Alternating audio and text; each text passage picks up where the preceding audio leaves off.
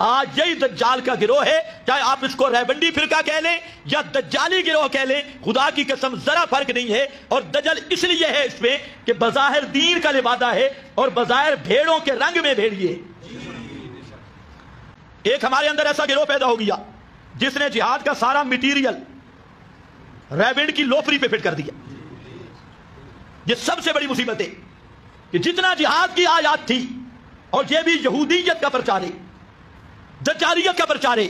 کہ مسلمانوں کو یہ سمجھایا گیا کہ جہاد تو کوئی چیز نہیں، سے روزہ لگاؤ گے نا، ایک سے روزہ، یہ پورا جہاد سرحدوں کی حفاظت کا ثواب ملے گا۔ یہ کتاب ہم سوال کرتے ہیں، امریکہ کہاں جاتے ہیں؟ یہ ایک یہودی سوچ، دجالی سوچ پورے فرقے کا رنگ اختیار کر چکی ہے۔ جو دیندار طبقہ تھا اس کو انہوں نے خراب کر دیا، اور اسی لیے نبی کریم علیہ السلام نے گروہ کی علامتیں بیان کرتے ہوئے آخر میں فرمایا حتی یلحق آخرہم مال مسیح الدجال، یہ آخر میں دجال کا گروہ بن کے نکلیں گے اور دجال کے ساتھ ملیں گے۔ اور علامتیں آپ خود سمجھ لیں کیا ہے، فرمایا ان کی علامت یہ ہے ان کے سر اس طرح پھراتے ہوں گے، التحلیق، مسجدوں میں ٹولیاں ٹولیاں بن کے بیٹھتے ہوں گے، راستے پہ ٹولیاں ٹولیاں نکلیں گے۔ یہ انسان کے روپ میں جو شیطان ہے، یہ تبلیغی جماعت والوں کو مسلمانوں کی جماعت سے باہر سمجھتے ہیں۔ یہ بدبخت اور یہ خبیث انسان اپنے اندر کی غلاظت اور خباثت کو ظاہر کرتے ہوئے کہتے ہیں جو بندہ اس کتاب کو مانے، بخاری شریف کو، اللہ کے کلام کو مانے، ہمارا ان کے ساتھ کوئی اختلاف نہیں ہے، ان کو ان بات کا پتہ نہیں تھا جو 1400 سال بعد آج یہ خبیث لوگ کہتے ہیں۔ بسم اللہ الرحمن الرحیم، السلام علیکم ورحمۃ اللہ وبرکاتہ۔ دیکھیں، اس دنیا میں لوگ ہم پر اعتراض کرتے تھے کہ بھائی آپ اختلافات کو بیان کرتے ہیں، اختلافی مسائل کو آپ چھیڑتے ہیں، تو چلو ہم نے بھی خود کو ملامت کر دیا کہ چلو اگر کوئی ہمارے خلاف بولے تو اس کا بنیادی وجہ یہ ہے کہ ہم اختلافی مسائل کو بیان کرتے ہیں۔ لیکن دراصل حقیقت یہ نہیں تھی،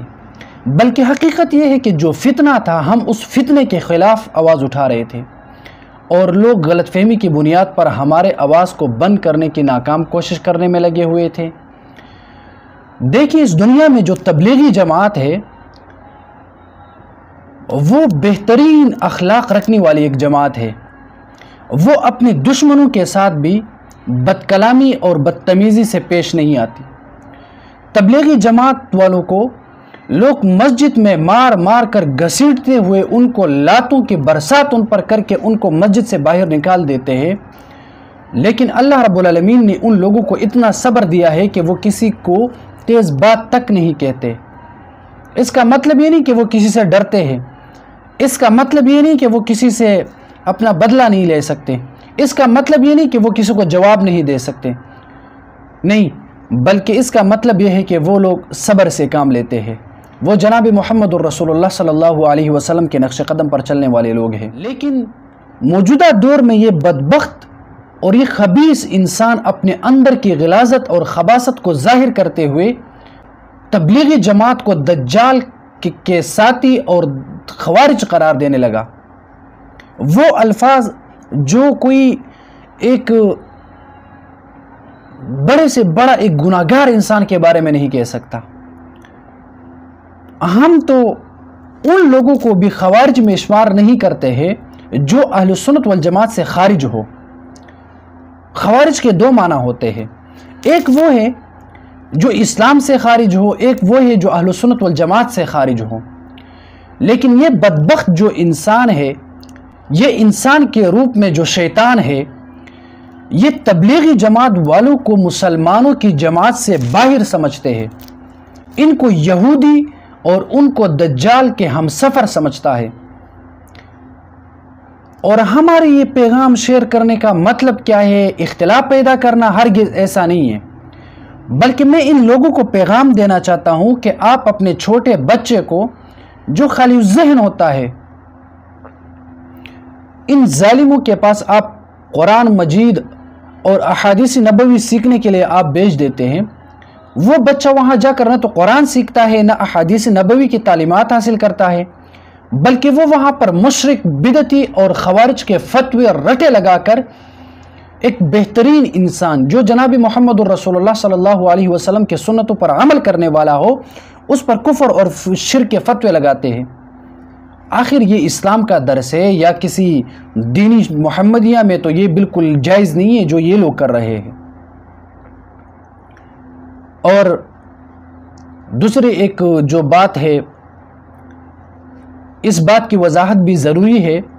کہ آج کل سوشل میڈیا پر پنجاب کا جو خبیث انسان ہے،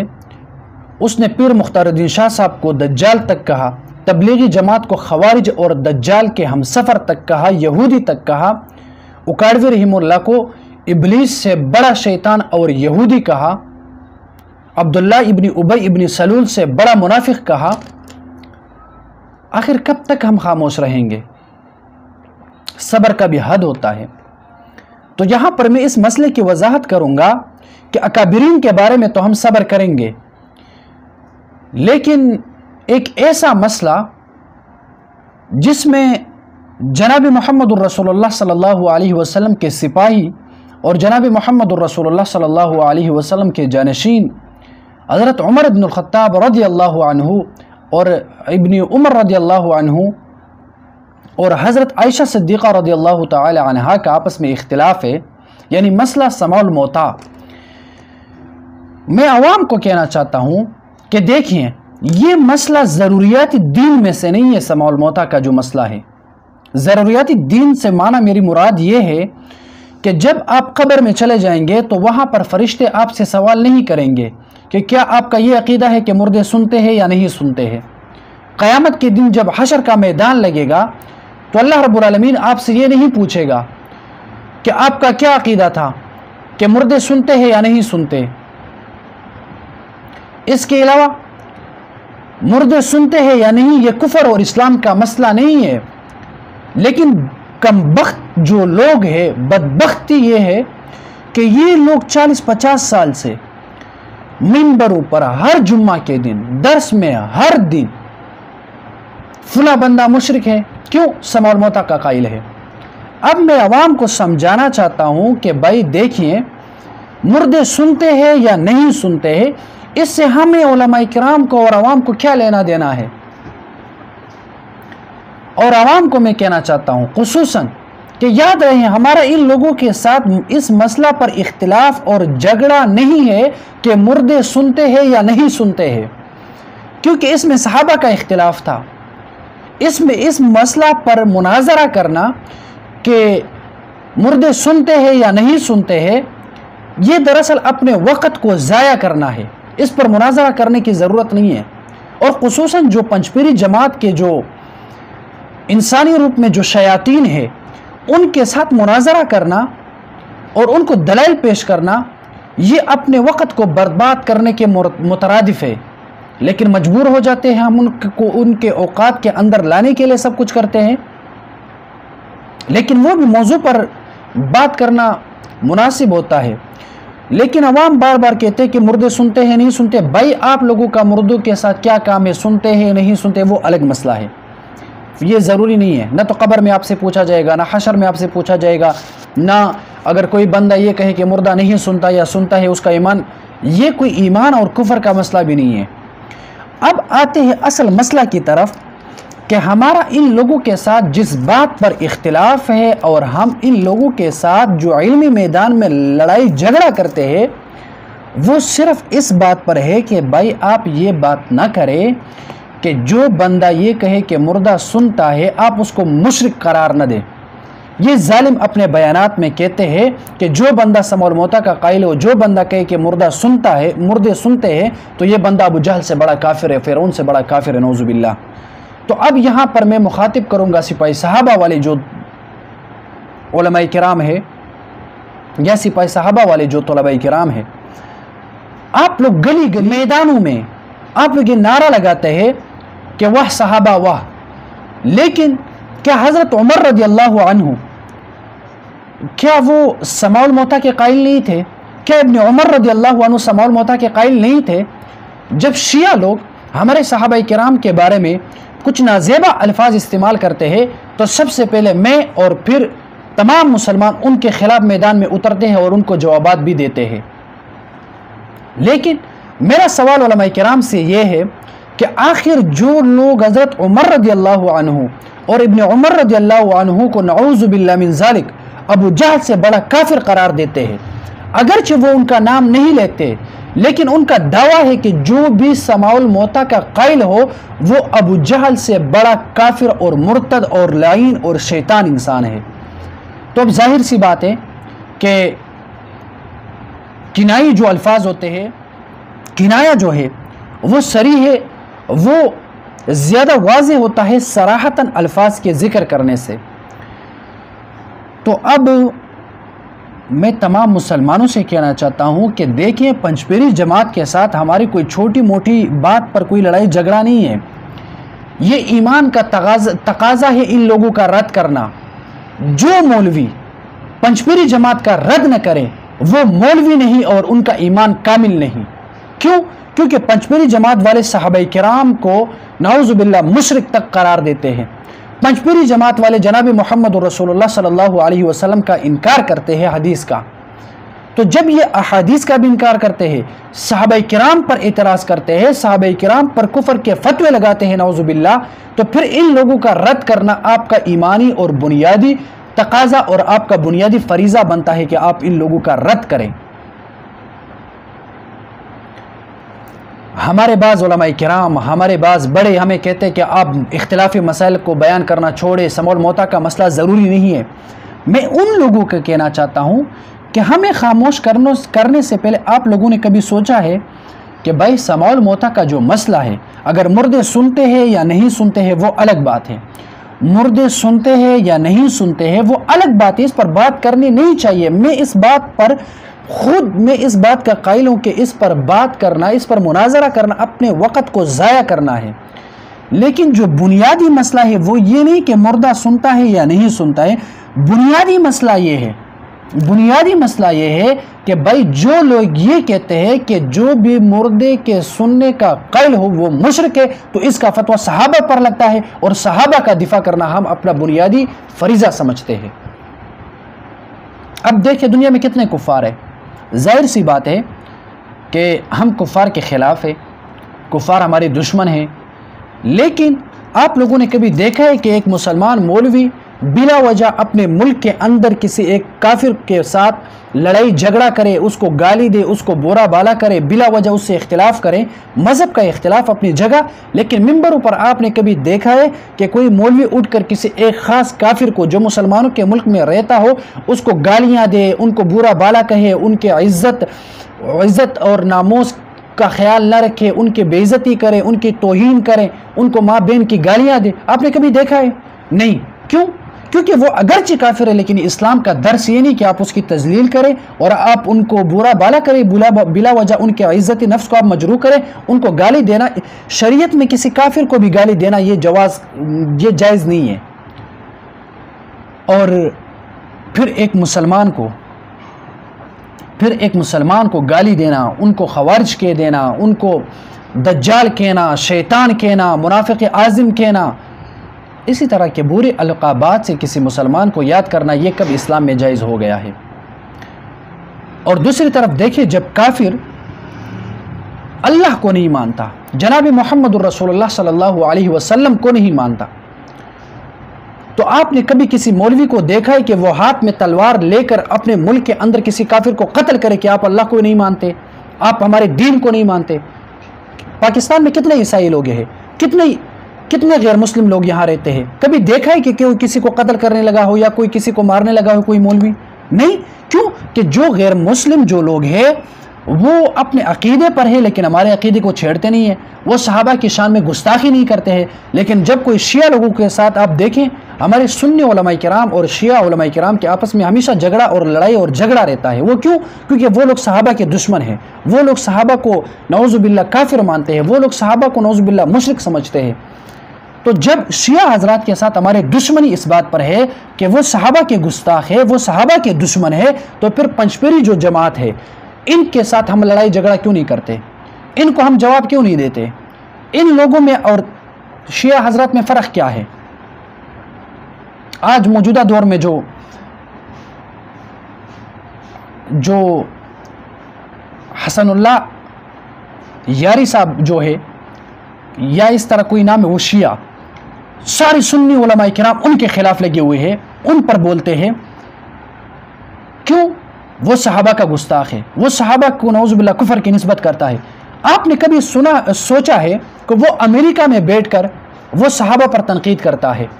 آپ کے ملک پاکستان میں بڑے بڑے خبیث لوگ ہیں پنجپیری جماعت کے اندر، وہ اگرچہ صحابہ کا نام تو نہیں لیتے لیکن وہ اس احادیث کو ذکر کر کے جو جناب محمد الرسول اللہ صلی اللہ علیہ وسلم کی زبان مبارک پر جاری ہوئی ہو اور صحابہ نے اس حدیث کو محفوظ کیا ہو اور پھر اس احادیث کو صحابہ نے امت تک پہنچائے ہو، تو یہی پنجپیری جماعت کے جو لوگ ہیں وہ کہتے ہیں کہ یہ حدیث نقل کرنے والے لوگ جو ہے وہ بڑے دجال، منافق، کافر، نعوذ باللہ وہ اسلام کے دشمن ہیں۔ اب صحابہ حدیث کو نقل کرنے والے ہیں، جس سے نقل کیا جاتا ہے وہ جناب محمد الرسول اللہ صلی اللہ علیہ وسلم ہے، تو اب اگر پنجپیری جماعت کا جو مناظر ہے وہ جناب محمد الرسول اللہ صلی اللہ علیہ وسلم اور صحابہ کا نام اگرچہ نہیں لیتا، وہ صراحتاً نہیں لیتا، لیکن اس کا دعویٰ تو یہ ہے کہ یہ بات کرنے والا اور اس بات پر عقیدہ رکھنے والا انسان نعوذ باللہ کافر ہے، تو اس بات نقل کرنے والا جو انسان ہے وہ صحابہ ہے اور اس پر عقیدہ رکھنے والے بھی صحابہ ہے، وہ امت ہے۔ پہلے جو یہ لوگ ہمارے اکابرین علماء دیوبند پر فتویٰ لگاتا ہے کفر اور شرک کا بوجہ سماع الموتیٰ کے، تو یہ فتویٰ دراصل ہم پر علماء دیوبند پر نہیں لگتا، یہ علماء دیوبند سے پہلے صحابہ کرام پر لگتا ہے۔ کیوں؟ کیونکہ جو عقیدہ صحابہ کا ہے وہی عقیدہ علماء دیوبند کا ہے۔ علماء دیوبند جو احادیث مانتے ہیں، جو باتیں مانتے ہیں، جس عقیدے پر عقیدہ رکھتے ہیں، وہ دراصل اکابرین علماء دیوبند نے اپنے گھروں کے اندر نہیں بنایا ہے، وہ صحابہ کرام سے انہوں نے عقیدہ لیا ہے۔ امام اعظم ابو حنیفہ رحمہ اللہ، اسی طرح امام شافعی رحمہ اللہ، امام احمد بن حنبل، امام مالک رحمہ اللہ، ان تمام ائمہ کرام کو آپ دیکھ لیجئے، کسی ایک انسان نے بھی سوائے پنجپیری جماعت کے ان خبیث لوگوں کے علاوہ کسی ایک انسان نے بھی پہلے سماع الموتیٰ کے قائلین کو مشرک اور بدعتی اور کافر نہیں قرار دیا ہے، سوائے خزرعیات کے، اس کے جماعت کے۔ تو اب میں ایک سادہ سا سوال آپ مسلمانوں سے پوچھتا ہوں، ایک سادہ سا سوال، چلو ہم تو بے علم سے ہی، ہم اختلاف بنانے والے سے ہی، لیکن امام ابو حنیفہ رحمہ اللہ کیا وہ احادیث کا مطلب نہیں سمجھتے تھے؟ مولا علی قاری رحمہ اللہ جیسے بڑے بڑے لوگ، شاہ انور شاہ کشمیری رحمہ اللہ جیسے بڑے بڑے لوگ، علامہ بدر الدین العینی رحمہ اللہ جیسے بڑے بڑے لوگ، ابن حجر الاسقلانی الشافعی رحمہ اللہ جیسے بڑے بڑے لوگ، ابو المنصور الماتوریدی رحمہ اللہ جیسے بڑے بڑے علم الکلام کے بادشاہ، ابو الحسن الاشعری رحمہ اللہ جیسے علم الکلام کے بڑے بڑے بادشاہ جو لوگ تھے، جو قرآن کو سمجھنے والے تھے، ان کو ان بات کا پتہ نہیں تھا جو 1400 سال بعد آج یہ خبیث لوگ کہتے ہیں۔ اب میرے زبان پر جو خبیث کا لفظ بھی یہ بے اختیار میرے منہ سے نکلتا ہے، صرف وجہ یہ ہے کہ ان لوگوں کو اتنا پتہ نہیں ہے کہ جس حدیث پر ہم رد کرتے ہیں یہ جناب محمد رسول اللہ کی حدیث ہے۔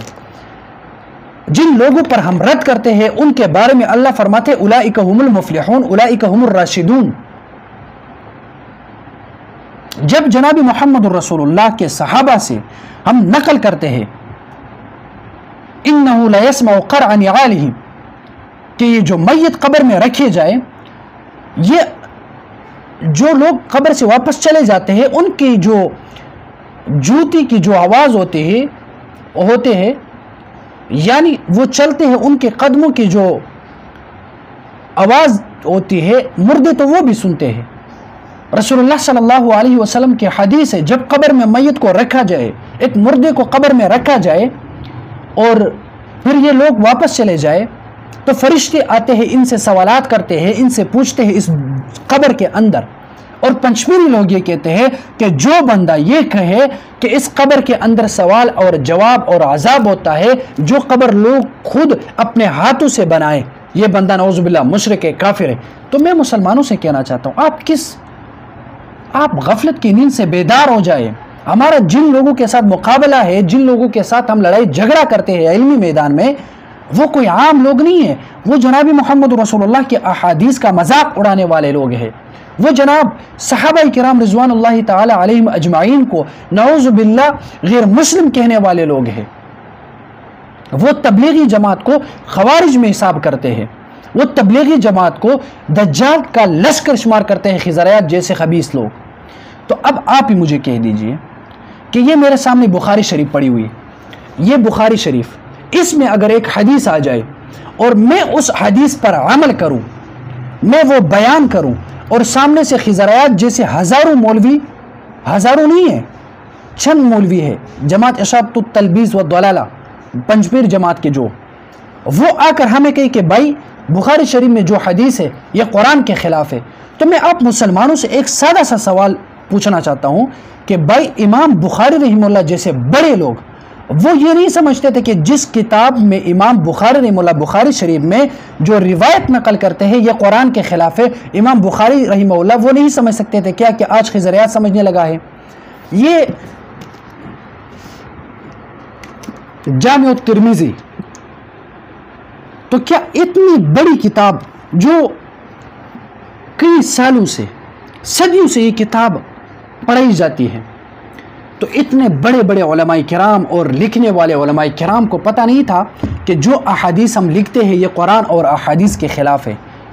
یہ لوگ نہیں سمجھتے تھے، شاہ انور شاہ کشمیر رحمہ اللہ نہیں سمجھے، خلیل احمد سہارنپور رحمہ اللہ نہیں سمجھے، اب خضریات بڑا ہے سمجھنے والا۔ تو میں تمام مسلمانوں کو کہتا ہوں کہ اصح الکتب بعد کتاب اللہ الصحیح البخاری، اللہ رب العالمین کی کتاب کے بعد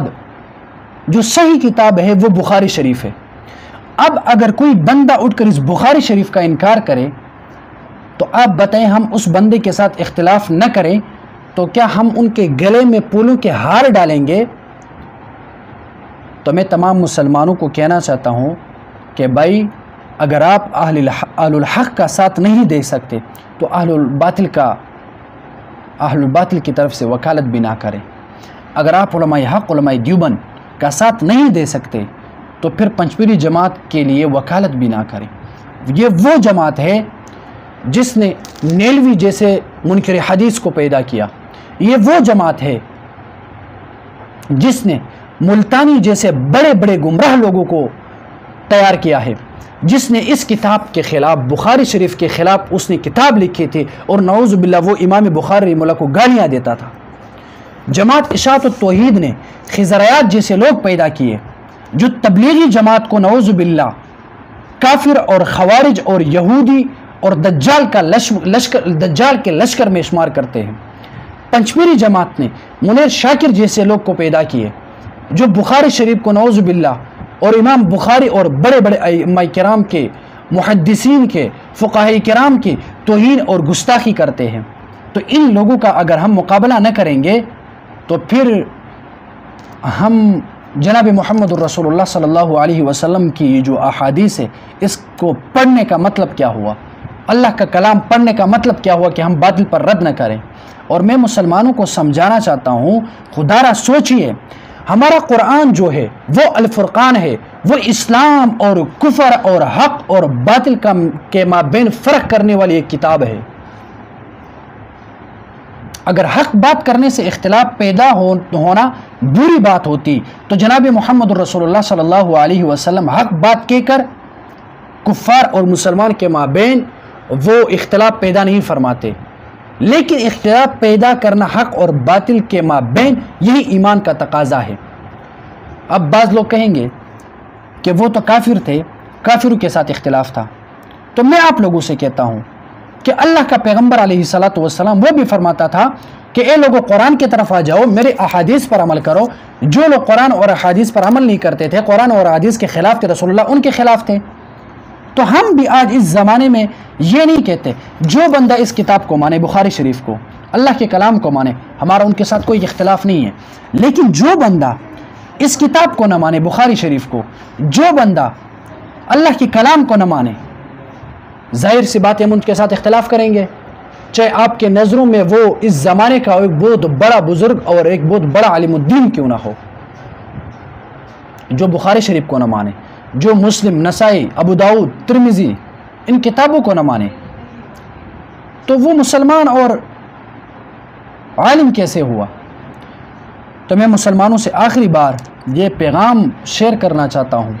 اور میں ایک عاجزانہ اور دردمندانہ ایک اپیل کرنا چاہتا ہوں کہ خدا را ان لوگوں کے دھوکے میں نہ آ جائے، خصوصاً خیبر پختونخوا کے جو لوگ ہیں۔ میں ان کو کہتا ہوں کہ دیکھیں، ہم کئی سال پہلے کہہ چکے تھے کہ منیر شاکر صاحب جو ہے وہ منکر حدیث ہے، لیکن آپ لوگ ہمیں ملامت کرتے تھے کہ آپ لوگ بڑوں پر اعتراض کرتے ہیں۔ آج آپ نے دیکھا وہ معراج کا بھی منکر ہے، وہ تراویح کا بھی منکر ہے، وہ رسول اللہ کی سنت کا بھی منکر ہے، وہ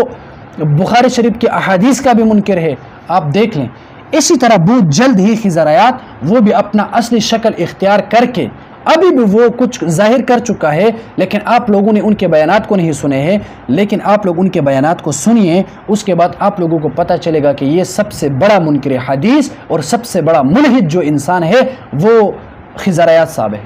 اور ان کی جماعت میں بچوں سے لے کر بوڑھوں تک، نوجوانوں سے لے کر عورتوں تک، اپنے گھروں میں یہ لوگ اپنے عورتوں کو بھی یہ درس دیتے ہیں کہ وہ حدیث کا انکار کرے اور قرآن پر رد کرے۔ تو میں مسلمانوں کو کہنا چاہتا ہوں کہ یہ آخری زمانہ ہے۔ جناب محمد رسول اللہ صلی اللہ علیہ وسلم کی ایک حدیث پر عمل کرنا، ایک حدیث پر، ایک سنت پر عمل کرنا رسول اللہ صلی اللہ علیہ وسلم کی، جب کوئی انسان رسول اللہ کی ایک سنت پر عمل کرے تو اس کو 100 شہیدوں کا ثواب ملتا ہے۔ تو آپ کو میں کہنا چاہتا ہوں کہ صحابہ کے خاطر، رسول اللہ کی سنت کے خاطر، قرآن کے خاطر، بخاری شریف کے خاطر، جناب محمد رسول اللہ صلی اللہ علیہ وسلم